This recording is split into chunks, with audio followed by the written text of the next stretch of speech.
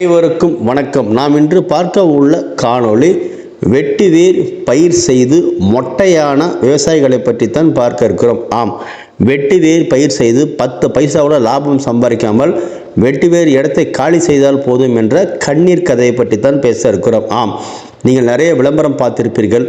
ஒரே ஒரு 5 சென்ட் இருந்தால் போதும், 5 லட்சம் வருமானம், 1 ஏக்கரில் 50 லட்ச ரூபாய் வருமானம், 1 மணி நேரம் தான் வேலை, எந்த வேலையுமே இல்லை, விவசாயிகளுக்கு புரட்சி என்று ஏக வசனத்தோடு ஒரு லிஸ்ட்டை கொண்டு உங்கள் செல்ஃபோனில் வருமாறு யூடியூப்பு, ஃபேஸ்புக்கு, இன்னும் என்ன கருமம் இருக்கிறதோ அத்தனை விளம்பரங்கள் வரும்.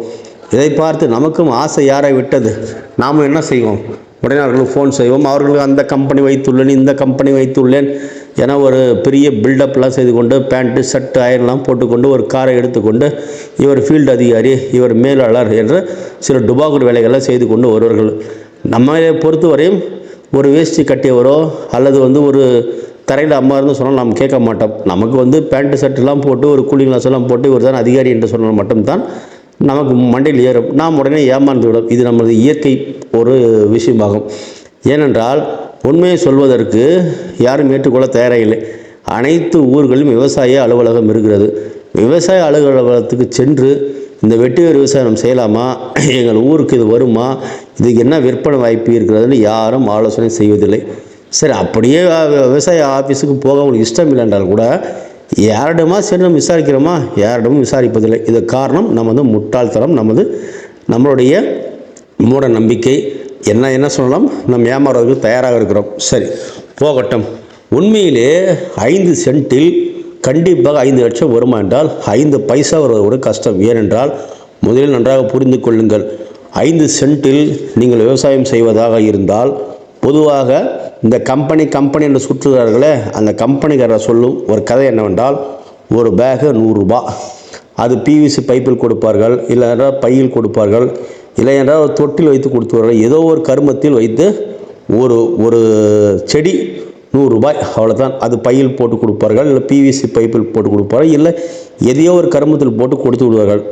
நீங்கள் அவர்கள் உங்களுக்கு சொல்வார்கள், என்ன சொல்வார்கள், 1000 செடி வைத்தால் போதும், உங்களுக்கு தெளிவாக 5 சென்ட்டில் 1000 செடி வைக்கலாம் என்று உங்களிடம் இருக்கக்கூடிய 1 லட்சம் ரூபாயை சொலையாக மொத்தமாக வாங்கி கொள்வார்கள். சரி, அதுக்கு பின்னாடி என்ன நடக்கும், நீங்கள் தான் எடுத்து அதை கொண்டு போய் என்ன செய்ய வேண்டும், மண்ணை நிரப்ப வேண்டும். மண் என்ன சும்மா கிடைக்கிறது, அதுக்கு என்ன மண் நிரப்ப வேண்டும் தெரியுமா? முதலில் வெட்டு வேர் நன்றாக வளர வேண்டும். அந்த வேரை நீங்கள் எடுத்து அலசினால், அதாவது சும்மா அப்படி உதறினால் அப்படியே உங்களுக்கு மண் தனியாக போய்விட வேண்டும், வேர் மட்டும் நிற்க வேண்டும். இப்போது தலைமுடியை நாம் எப்படி குளித்து விட்டு உதறுகிறோம், அது மாதிரி உதறினால் தண்ணீர் வெளியே போய்விடும். அது மாதிரி இதில் இருக்கிற மண் தனியாக போய்விடும். அதுக்கு என்ன மண் இருக்க வேண்டும், குறைஞ்சபட்சம் இல்லை, அதிகபட்சம் இல்லை, எல்லா இடத்துலையுமே கடலோர பகுதியில் தான் இந்த விவசாயத்தை செய்வார்கள்.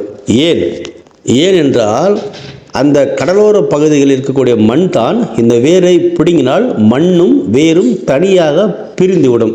நீங்கள் செம்மண்ணில் வைத்தால் கூட அவ்வளோ சீக்கிரம் அதை நீங்கள் பிரிக்க முடியும். ஏனென்றால் அந்த வேரை பிடித்து நீங்கள் தண்ணீர் ஊற்றி கழுவ வேண்டும். செம்மண்ணில் நல்லா ஒட்டி கொள்ளும். சரியா, ஒட்டி கொண்டு விட்டால் அது எப்படி நீங்கள் கழுவுவீர்கள், ஒவ்வொரு பேகையும் எடுத்து 1000 பேகை எடுத்து எவ்வளோ தண்ணீர் ஊற்றி அது எப்படி கழுவி எப்படி காய வைப்பீர்கள், இதை முதலில் தெரிந்து கொள்ளுங்கள்.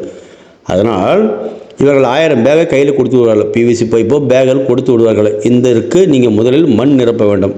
என்ன மண் இருக்க வேண்டும், கண்டிப்பாக சரளை மண் தான் இருக்க வேண்டும். அப்போது தான் அது உங்களுக்கு வேரும் அந்த மண்ணும் பிரியும். இது மிக மிக முக்கியம். அடுத்தபடியாக என்ன இருக்க வேண்டும், சரி, மண் நீங்கள் காசு கொடுத்தால் வாங்க வேண்டும். அவர்கள் உங்களுக்கு கொடுக்க மாட்டார்கள், உரம் கொடுத்து விடுவார்கள். என்ன உரம் கொடுப்பார்கள், ஏதோ ஒரு இயற்கை உரம்னு கொடுப்பார்கள். சரியா, அவர்கள் கொடுக்கும் பேகு ஆண்டுகள் செக் பண்ணி பார்த்தீர்கள் என்றால் 30 ரூபா. நாற்று வெளியில் போய் வாங்கினால் 2 ரூபாய்க்கு நாற்று கொடுப்பார்கள், அவ்வளோதான். எவ்வளோ உங்களுக்கு மொத்தம் செலவானது, 32 ரூபா. அவர்கள் விற்கும் காசு எவ்வளோ நீங்கள் யோசித்து பாருங்கள், 100 ரூபா, 145 ரூபா, 200 ரூபா வரையும் விற்கிறார்கள். அப்போது ஒரு பேக்கு 100 ரூபா, 150 ரூபா அவர்கள் லாபம் இருக்கிறது. சரி, போய் தொலையட்டும். அதை நீங்கள் அப்படியே வாங்கி கொண்டு கூட வைத்து கொண்டதாக வைத்து கொள்ளுங்கள். சரி, அதை எடுத்துன்னு போய் நீங்கள் 1000 அந்த பிவிசி பைப்போ அல்லது பேகோ நீங்கள் ஒவ்வொன்றாக இறக்கி நீங்கள் தான் அதை தரையில் வைக்க வேண்டும். இதுக்கு கூலியார் அவர்கள் அப்பனா கொடுப்பார்கள், கூலியார் கொடுப்பார்கள், நீங்கள் தான் கொடுக்க வேண்டும். சரி, இது அப்படியே வைத்து விட்டால் அப்படியே வானத்திலிருந்து உங்களுக்கு தண்ணீர் வந்து விடுமா? தண்ணீர் ஊற்ற வேண்டும். இது மானாவாரி பயிர் கிடையாது, கண்டிப்பாக தண்ணீர் ஊற்ற வேண்டும். இதற்கு நிச்சயம் தண்ணீர் தேவை.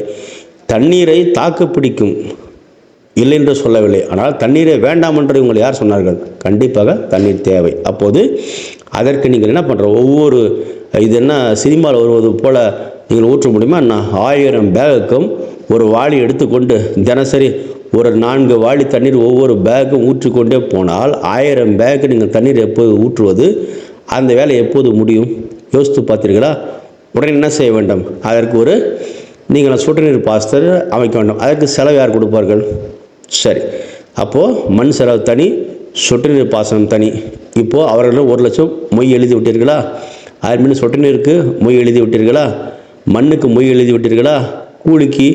கூலியெல்லாம் உங்களுக்கு மொய் எழுதி விட்டீர்களா? சரி, இப்போது பயிர் தயாராகிவிட்டது. அது எவ்வளோ நாள் வளரும்? இவர்கள் 4 மாதத்தில் வரும், 5 மாதத்தில் வந்துடும் என்று பில்டப் பீலாவெல்லாம் விடுவார்கள். ஆனால் 10லேருந்து 11 மாதம் கண்டிப்பாக அது ஆகும். சரி, அப்படியே வந்தால் என்ன சொல்வார்கள்? ஒரு பேகுக்கு இந்த MLM கம்பெனியில் பேசுவது போல் மிக தெளிவாக பேசுவார்கள். ஒரு பேகுக்கு சார் 5 கிலோ உங்களுக்கு வேர் கிடைக்கும் சார் என்று உங்களுக்கு சொல்வார்கள். ஒரு பேகுக்கு 5 கிலோ என்றால் பழைய செருப்பை கழட்டி அவர்களை அடிங்கள். ஏனென்றால் பச்சையாக வரும் எந்தவித பயிரும் யாரும் அதை வாங்க தயாராக இல்லை. வெட்டி வேருக்கு மேலே இருக்கக்கூடிய பச்சை நிறத்தில் இருக்கக்கூடிய அந்த நுனிப்பகுதியை யாரும் வாங்க தயாராக இல்லை. அடியில் இருக்கக்கூடிய வேரைத்தான் வாங்குவார்கள். அந்த வேரை நீங்கள் எடுத்து 10 மாதம் காத்திருந்து அதை முதலில் வேரை சுத்தமாக கழுவ வேண்டும். நீங்கள் நினைப்பது போல அப்படியே உதிரியெல்லாம் கொடுக்க முடியாது. அதை உதிரி சுத்தமாக கழுவி அதை சுத்தப்படுத்தி அதுக்கப்புறம் காய வைக்க வேண்டும். இதுக்கெல்லாம் செலவு எவன் கொடுப்பான்? நம்ம தான் கையிலேருந்து போட வேண்டும். அதை பிடுங்கி அதை கழுவி அதை காய வைத்து அதன் பின்பு எடை போட்டு பார்த்தால் மிஞ்சி போனால் அவர்கள் சொன்னார்களா, ஒரு பேக்கு 5 கிலோ 6 கிலோ என்ற கதையெல்லாம் ஒரு 1/4 கிலோ, அதிகபட்சம் அரை கிலோ. சில பேருக்கு 100 கிராம் வருவதே கஷ்டம். அதனால் காய்ந்து விட்டால் எடை வராது. காய்ந்தால்தான் அதை நீங்கள் விற்பனை செய்ய முடியும். அதை முதலில் புரிந்து கொள்ளுங்கள். பச்சையாக யாரும் வாங்குவதில்லை, அப்படி எந்த மார்க்கெட்டில் விற்பனை செய்ய வாய்ப்பும் இல்லை. அது நன்றாக காய்ந்தால் மட்டும்தான் விற்க முடியும். சரி, காய்ந்து விட்டால் விற்க முடியுமா என்றால் அப்பவும் கஷ்டம். அது நேராக கம்பெனிக்கு போகும். அதை யார் வாங்குகிறார்களோ அந்த கம்பெனிக்கு போகும். அந்த கம்பெனியில் சென்று இதை லேப் டெஸ்ட்டுக்கு அனுப்புவார்கள். லேப் டெஸ்ட்டில் இதனுடைய ஆயில் கண்டென்ட், அதாவது இதில் எவ்வளோ ஆயில் தரம் இருக்கிறது என்று அவர்கள் தரம் பிரிப்பார்கள். அதுக்கப்புறம் ஆயில் கண்டென்ட் இருக்கிறது அப்படின்றால் மட்டும்தான் இதை வாங்கவே முன் வருவார்கள். இல்லை என்றால் வெட்டி வேரை நீங்கள் மாலை கட்டி உங்கள் கழுத்தில் தான் போட்டுக்கொள்ள வேண்டும். அப்படியே திருப்பி கம்பெனிலேருந்து வீட்டுக்கு வந்துவிடும். இதற்கு போகும் வாடகை, திரும்ப வரும் வாடகை நீங்கள் தான் மொய் எழுத வேண்டும். நன்றாக புரிந்து கொள்ளுங்கள்.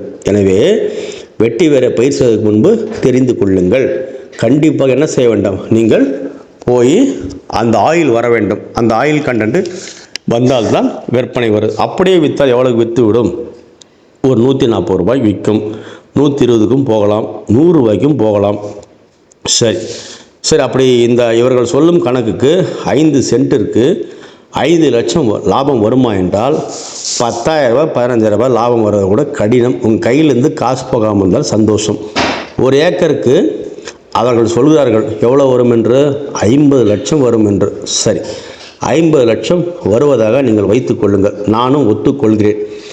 சரி, நம்ம நிலம் வைத்திருக்கிறேன், நான் ஒரு 20 ஏக்கர் நிலம் வைத்திருக்கிறேன். அவர்களே பயிர் செய்யட்டும், அந்த பேகெல்லாம் கொண்டு வந்து வைக்கட்டும். எனக்கு 1 ரூபாய் பணம் கொடுக்க வேண்டாம். நான் நிலத்தை கொடுக்கிறேன், நானே ஆளை போட்டு பராமரித்து அவர்களும் கொடுத்து விடுகிறேன். ஒன்றுமில்லை, அந்த பேகுக்கு மட்டும் இன்னும் காசு வாங்காமல் கொடுத்தார்கள் போதும். அவர்கள் கொடுக்கும் பேக் 100 ரூபாய் என்று சொல்லுகிறார்கள் அல்லவா? 100 ரூபாய் 150 ரூபாய் என்று ஒரு விலை இருக்கும். அந்த விலையை மட்டும் வாங்காமல் என்னிடம் அதை கொடுத்தால் நான் பராமரித்து அவர்களிடம் கொடுத்து விடுகிறேன். இதை ஒற்றுக்கொண்டால் சரி. இதை எவனும் ஒத்துக்கொள்ள மாட்டான். ஏனென்றால் இந்த பேகை விற்பனை செய்வது தான் இவருடைய நோக்கம்.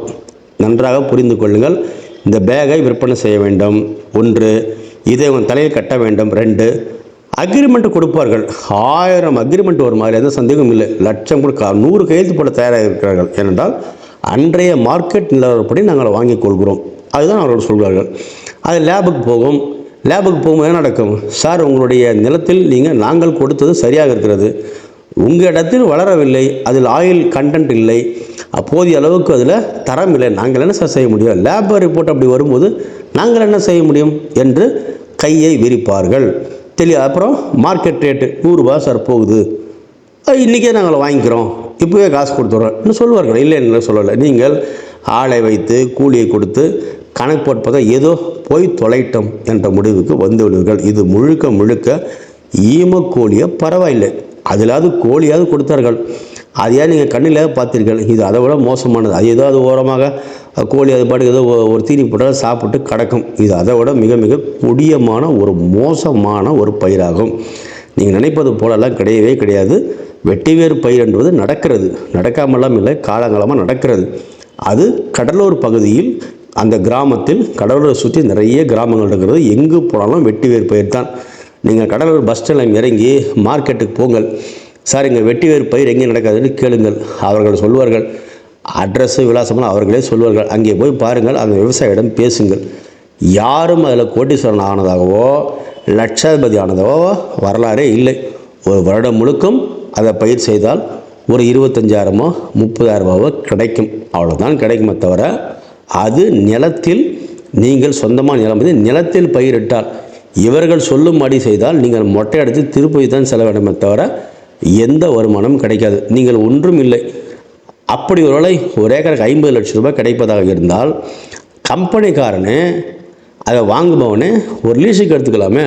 1000 ஏக்கர் எங்களுக்கு வேண்டும், நாங்கள் பயிர் செய்து கொடுக்குறோம், விவசாயிகளுக்கு நாங்கள் எதுவும் கொடுக்க மாட்டோம், உனக்கு என்ன சம்பளம் மாதிரி கொடுத்து கொடுக்குறோம் என்று சொல்லலாமே. ஒரு சின்ன உதாரணம், இப்போது நாமக்கல் பகுதியில் நமது பிராய்லர் கோழி வளர்ப்பு முறை இருக்கிறது. கம்பெனிக்காரர் என்ன செய்கிறார்? அவரே வருகிறார், ஷீட்டை பார்க்குறார், கொட்டாயை பார்க்குறார், நமக்கு ஒரு சம்பளம் மாதிரி கொடுத்து விடுகிறார். அவர் நீட்டாக கோழி எடுத்து போகிறார், கோழியை எடுத்துக்கொண்டு போய்கொண்டே இருக்கிறார். அதை நம்மகிட்ட விடுவதில்லை. அதில் தீனி எல்லாம் அவரே கொடுத்துக்கிறார். நம்ம வெறும் ஆள் மட்டும்தான், சம்பளத்தை கொடுத்து விட்டு போகிறார். அது நமக்கு லாபம் தான், அதில் பிரச்சனை இல்லை. அது மாதிரி இதை செய்யலாமே. உண்மையிலே இதில் 50 லட்ச ரூபா லாபம் இருக்கிறது என்றால் நமக்கு ஒரு 5 லட்சத்தை கொடுத்துட்டு மிச்சம் 45 லட்சம் அவர் எடுத்துகிட்டு போகலாமே. ஏன் செய்ய மாட்டார்கள்? அப்படி ஒரு விஷயமே இல்லை. இவரோட நோக்கமே அந்த பையை நம்ம தலையில் கட்ட வேண்டும், அல்லது அந்த பிவிசியில் வைத்து கட்ட வேண்டும். எப்படியாவது இதை கட்டிவிட்டு அவர்கள் எங்கேயும் ஓட மாட்டார்கள், அங்கே தானே இருப்பார்கள். ஏனென்றால் ரொம்ப தெளிவாக பேசுவார்கள். அன்றைய மார்க்கெட் நிலவரப்படி உங்களை எடுத்துக்கொள்ளப்படும். அக்ரிமெண்ட்டாக அதோ அடுத்து விடலாமே, கொடுத்து விடலாமே என்பவர்கள். அது லேபுக்கு போகும்போது தான் அவர்களுக்கும் உங்களுக்கும் உண்மை புரியும். லேபுக்கு போகும்போது தெளிவாக பேசுவார்கள். ஐயா, நாங்கள் உங்களிடம் பயிர் கொடுத்தோம், நீங்கள் வளர்த்து கொடுத்தீர்கள், அது லேபுக்கு சென்றவுடன் அதில் ஆயில் கண்டென்ட் இல்லை என்று சர்டிஃபிகேட் சொல்லுகிறது. நாங்கள் என்ன செய்ய முடியும் ஐயா, உங்கள் நேரம் அவ்வளோதான் என்று நாசுக்கான கதையை சொல்வார்கள். நீங்கள் போய் எங்கேயும் புகார் அளிக்க முடியாது, எங்கேயும் இதற்கு உதவி கேட்க முடியாது, எதுவும் செய்ய முடியாது. நீங்கள் கையை வாயை சப்பிக்கொண்டு போக வேண்டித்தான். ஏனென்றால் உலகம் போன போக்கில் ஆசை யாரை விட்டது? இது செய்யலாமா வேணாம் என்றால், இதற்கு மேலும் இந்த கேள்வி கேட்டீர்கள் என்றால் உங்களுக்கே அவமானமாக தான். எல்லாத்தையும் விட்டுவிட்டு உங்களுக்கு தெரிந்த விவசாயத்தை செய்யுங்கள், தப்பில்லை. கீரை செய்யுங்கள், முருங்கைக்காய் செய்யுங்கள், எத்தனையோ நவீன விவசாயங்கள் இருக்கிறது. அரசு அல்லது விவசாயிகளுக்காக விவசாய அதிகாரிகள் நிறைய உங்களுக்கு ஆலோசனை வழங்குகிறார்கள். இதெல்லாம் வெட்டிவேர் செய்யலாம் என்றால் செய்யலாம், வேண்டாம் என்றெல்லாம் சொல்லவில்லை. ஆனால் நிலத்தில் செய்வது உங்களுக்கு சிறந்தது. முதலில் அதுக்கு மண் சப்போர்ட் செய்ய வேண்டும். களிமண்ணில் வரும்னா எப்படி வந்துவிடும்? களிமண்ணை நீங்கள் ஒரு எடுத்து கழுவதற்கு குறைஞ்சபட்சம் ஒரு டிராக்டர் தண்ணி தேவைப்படும். எதற்கு?